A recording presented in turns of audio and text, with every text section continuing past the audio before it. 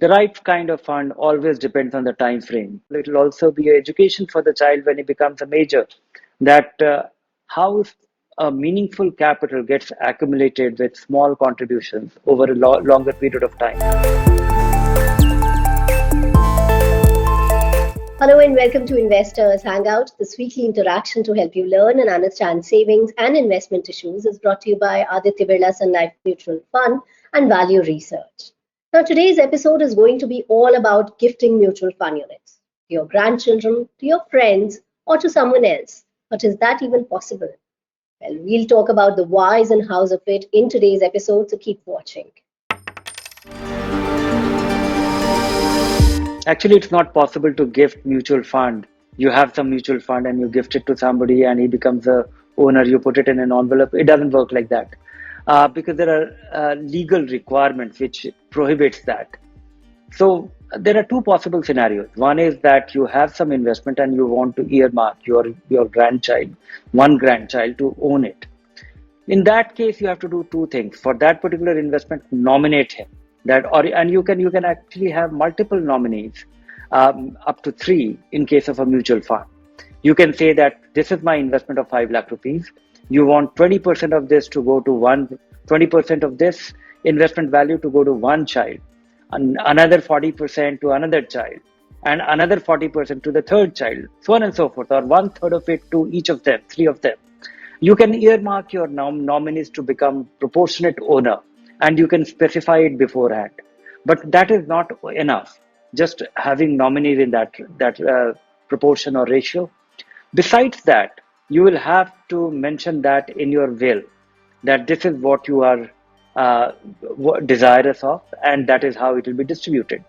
The other one is that you have some money you want to invest, and you want to invest in the name of the child, or you want to gift it to the child so that it becomes useful money, or is put to good use for the grandchild, for your child, grandchildren.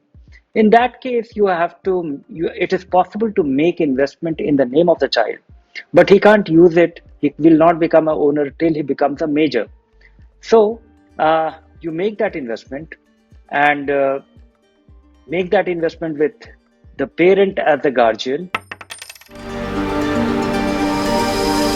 No, mutual fund cannot be gifted to a major, but you can gift money and persuade him to invest in a mutual fund.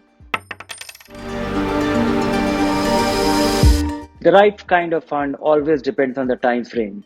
So if you are giving a gift to a child who is a few years old and it's still 10, 15 years to go, when he's likely to need the money, then by all means invest in a equity fund, invest in a flexi cap fund. The other way of looking at it is, when investing in equity, giving a large gift at one go, it is better to be a little regular with your investment. So if you give 1,000 rupee or 5,000 rupee every birthday for next 8-10 years in the form of an investment, it will translate into something very meaningful. And it will not only translate into something meaningful, it will also be an education for the child when he becomes a major, that how a meaningful capital gets accumulated with small contributions over a longer period of time. So that is the biggest evidence. It will also be an education, and a very valuable education, besides the money that will accumulate. So depending on the time frame, if it is for 10 years and more, then by all, choose a flexi cap fund.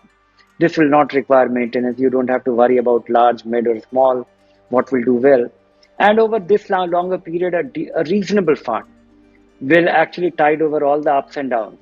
If it is going to be just for 5 years or less, then consider a conservative equity fund, conservative hybrid fund, and that will do the job.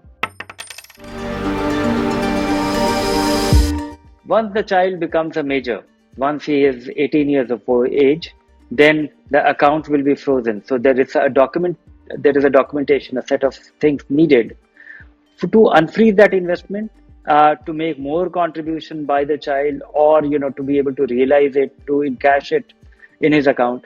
For that, he requires 2-3 things. One is that he needs to be KYC. For that, he requires an Aadhaar card. Then he needs a bank account. Proceeds of investment in a mutual fund can only be credited to a bank account which is linked. So his bank account, opening a bank account, a PAN card for authentication, and Aadhaar card. These three things are needed, and then this has to be filed with the fund company. And this is a fairly routine procedure. It is also possible to do the whole process on MF Central, which has been able to automate the process of transferring the investment in the name of the child for operative purpose as well, in a completely digital mode. That's all we have for you in today's episode. Keep watching this space for more information. If you like the show, do subscribe to our YouTube channel. Take care. Bye for now.